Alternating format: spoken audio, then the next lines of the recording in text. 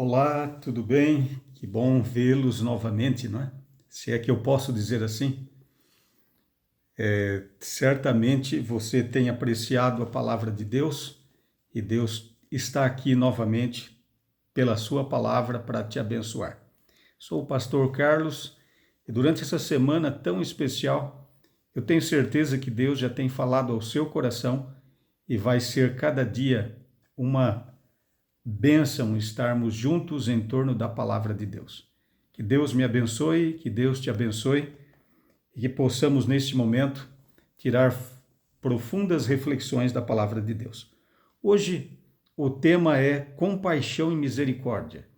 Jesus foi um ser totalmente compassivo e misericordioso. Estes dois termos, são bem próximos.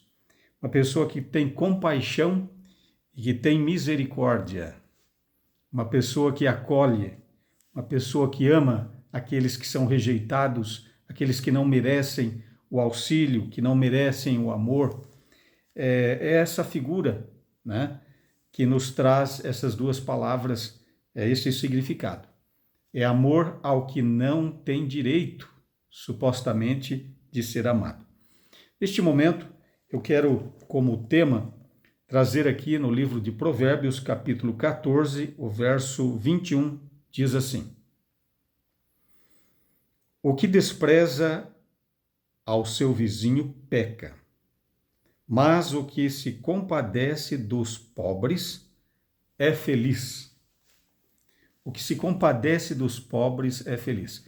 Esta mensagem de aceitação e de valorização dos excluídos, de classes, como nós falamos ontem, classes, Jesus valorizou, por exemplo, as crianças que eram desprezadas, valorizou as mulheres que também eram desprezadas e outras classes mais. Mencionamos rapidamente os idosos, escravos e gladiadores. Mas hoje vamos lembrar algumas outras etapas ou classes sociais da época passada e, por que não, essas classes também existem ainda hoje. Gostaria de dizer sobre Lourenço. Quem foi Lourenço? Lourenço foi um diácono do primeiro século e ele residia na cidade de Aragão, fazia parte do Império Romano, isso no primeiro século. Lourenço, ele era um líder da igreja e naquele momento, num determinado momento, um dos oficiais do Império Romano, querendo extorquir a igreja, chamou e disse: traga o tesouro da igreja, traga as riquezas da igreja. E ele trouxe as riquezas da igreja. Pegou os pobres, os miseráveis, os coxos, os mancos e apresentou para aquele oficial. Isso não ficou bem para ele e ele foi morto, executado por causa disso. Mas ele estava exatamente fazendo e dizendo o que Jesus tinha dito, Esta era a riqueza da igreja, esta é a riqueza de Deus. E Jesus veio e deu um valor exatamente infinito por cada ser humano, por cada pessoa, por você, por mim, por cada um de nós. Que valor especial que temos diante de Deus. Eu gostaria de ler também, neste momento, um outro verso que fala da missão de Cristo, que está lá no livro de Isaías, mas, de uma forma especial, Jesus toma, numa das suas reuniões na sinagoga, este verso e declara diante das pessoas a sua missão. E esse verso está exatamente em Lucas 4, verso 18 e 19, e diz assim: O Espírito do Senhor está sobre mim, pelo que me ungiu para evangelizar os pobres, enviou-me para proclamar libertação aos cativos e restauração da vista aos cegos, para pôr em liberdade os oprimidos. E o verso 19, e apregoar o ano aceitável do Senhor. Que missão extraordinária que Jesus veio executar. E ele sabiamente executou cada detalhe de sua missão. Jesus nasceu para dignificar os pobres. Este é um item muito especial que tenho aqui em destaque. De que forma? Uma situação que nós encontramos em Lucas 5, verso 12 a 15, revela um leproso que, naquele momento, ao ver Jesus, se anima e se aproxima. Os leprosos não poderiam se aproximar das pessoas sadias, eles deveriam clamar, eles deveriam desgrenhar os cabelos e clamar imundo, imundo, né? Para que as pessoas se afastassem. Mas ele viu uma oportunidade, se achegou a Jesus e Jesus não o repeliu. E, por incrível que pareça, Jesus também se aproximou e tocou naquele homem. O relato diz que ele tocou. O homem disse: Senhor, se queres, podes tornar-me limpo. E Jesus respondeu: eu quero, fica limpo. Tocou nele e ele imediatamente ficou curado. Que fé e que bênção! Restaurou aquele homem à sociedade, ao convívio. Era um pedinte, vivia de migalhas, vivia recluso, no ostracismo, abandonado talvez, mas agora Jesus o acolhe e dá tremenda dignidade e o dignifica.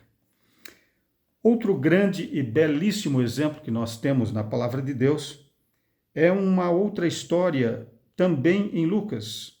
Hoje estamos usando de uma forma especial o livro de Lucas, né?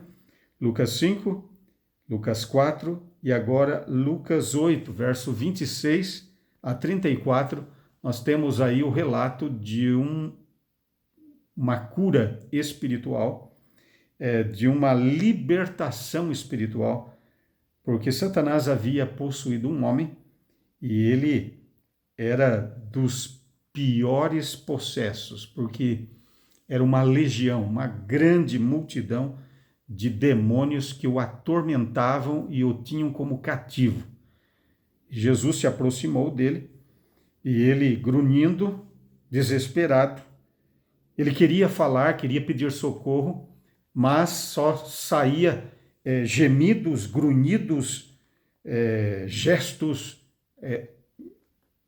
que vinham do fundo da alma, mais agressivo, e os discípulos tinham medo, mas Jesus estava sereno e tranquilo. Mas Jesus leu a alma, ele leu o clamor daquela oração não verbalizada, viu nos olhos daquele homem um desespero, viu que o seu pedido. E os demônios então ficaram com medo, disseram: não nos mande para o abismo, deixe que a gente vá aos porcos. Jesus disse: vai. Libertou aquele homem, os porcos morreram e o homem se salvou. Deus ama o ser humano. Deus ama as pessoas.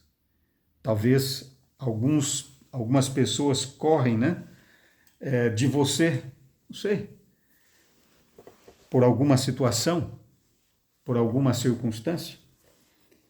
Talvez você se sinta rejeitado, mas Jesus não o rejeita. Jesus não foge de ninguém.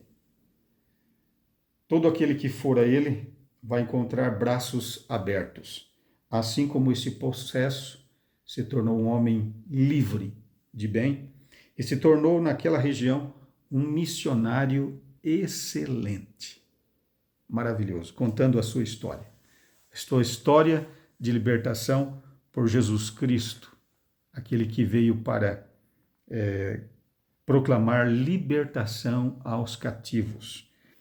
Finalmente, a próxima história é a história da mulher com fluxo de sangue.